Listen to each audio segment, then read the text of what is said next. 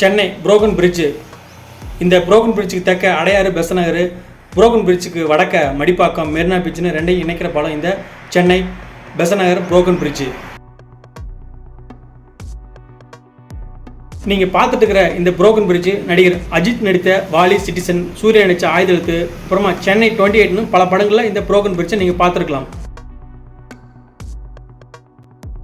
இந்த படங்களுக்கெல்லாம் முன்னோடியாக எம்ஜிஆர், மஞ்சுளா நடித்த ரிக்ஷாக்காரன் படத்தில் வர்ற பாடலான கடலோரம் வாங்கிய காற்று குளிராக இருந்தது நேற்று பாட்டில்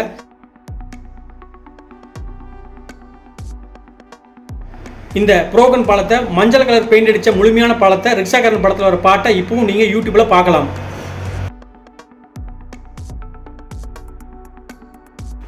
1977 வந்த பெரும் புயலால் பெரும் பாதிப்பு அடைஞ்சிருச்சு இந்த பாலம். இன்னைக்கு வரைக்கும் இந்த பாலம் இப்படியே தான் இருக்கு.